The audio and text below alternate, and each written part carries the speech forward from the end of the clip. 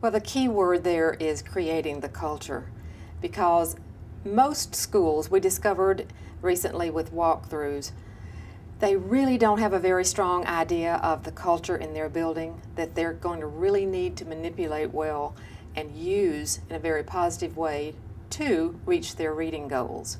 So what we learned from walkthroughs was that having people come together in a team to look at what is going on a day certain in their own building, then is a wonderful springboard to come back with rich discussions about, oh wow, you know, this was so good or so wonderful, or I was really disappointed that we didn't have but one teacher out of a team or a grade or whatever that was doing what we thought they ought to be doing after a long discussion. So then it's an easy transition to say, okay, let's talk about what your goals in reading will be for this year. Let's talk about how far off the mark of what we think ought to be going on in those classrooms, so that we have some idea of what is our common vision for what we ought to be doing to prepare to have really strong achievement in this building. That's the building bridge piece. Then we have to make sure that that building culture and the district culture. You know, we've learned recently that if the superintendent is really into the instructional leadership piece and holding schools accountable for raising their test scores in reading, there can be as much as a 10% jump just with that one factor.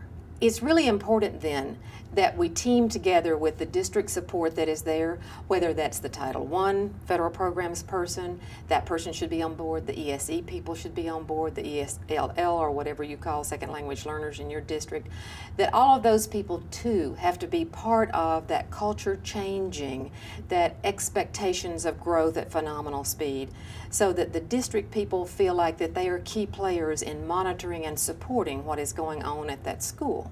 Now, obviously, it's very important for the principal, assistant principal, reading coach, maybe other key teacher leaders at different grade levels or different teams, would also be part of kind of an expanded way of setting those reading goals, everybody publishing them. So everybody in the building, parents know that support that school, the district knows.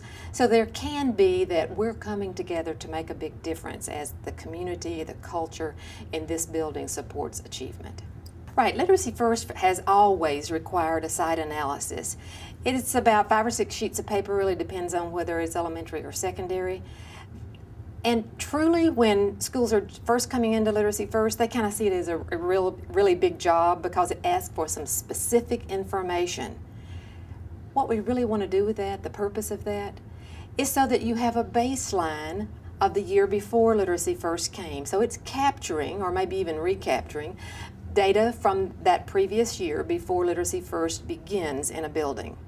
It might be percent of free and reduced lunch, it might be the number of teachers who leave typically after a year, so teacher turnover is an important part of it, but lots of detailed information, much of which they have captured now on their computers and pretty easily can get it onto the forms that we're asking. But it really is so that we know where the playing field starts by looking at what was student achievement, what was going on in that building that would be detrimental to building culture toward strong student achievement.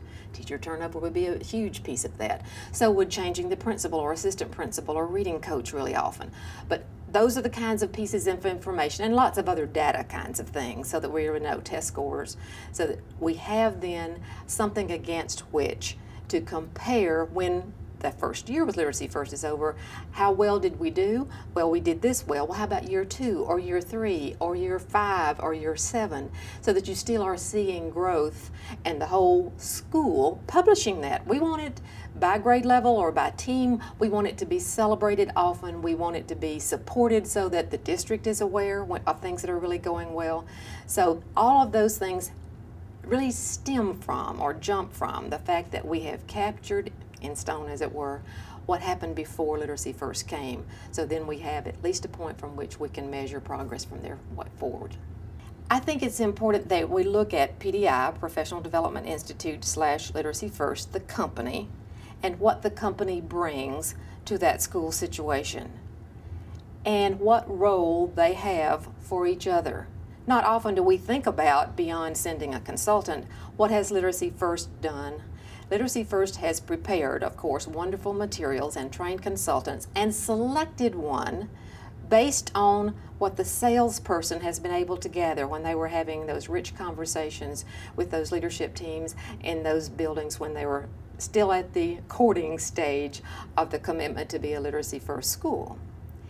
What that lets us know is how important is it that that salesperson and the consultant, when the consultant is selected, are already showing their competence so that the credibility of Literacy First as an entity with all of its pieces and parts that we have there to support schools, that it's already believable, that they're already beginning to be the buds of relationships. As a salesperson, I think it's really important that I bring to my very first contact, whether that's by phone or email, that Literacy First message, that PDI message that we want to be your external partner. We want to be that person who can help you get your reading scores where you will be happy with them. And do that in little increments over time so that years from now you'll be able to look back and see tremendous growth. It takes a while to grow the culture to support that. So you look at who are the players and how are they going to facilitate working together, each bringing their own expertise to make that happen. So, past the sales team, there's that consultant who immediately upon being assigned by the people at PDI decide that I'm going to get to know these people, I'm going to make phone calls, I'm going to send emails, I'm going to tell them about me and my experience with Literacy First, just to begin the magic of a multi-year relationship.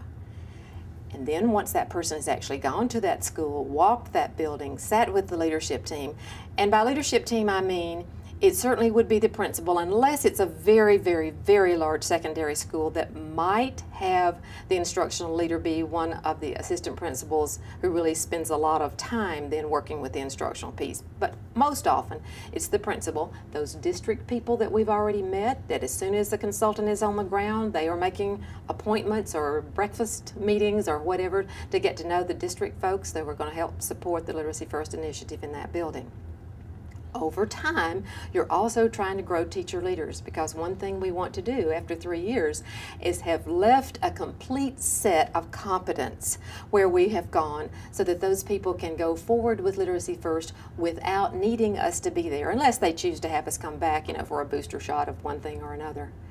So those are the at least beginnings. Over time, then there is that training that the consultants deliver and answer questions and support. There are all of the emails and phone calls back and forth with the LRS and principal, setting up what is going to happen at the next training day or coaching day.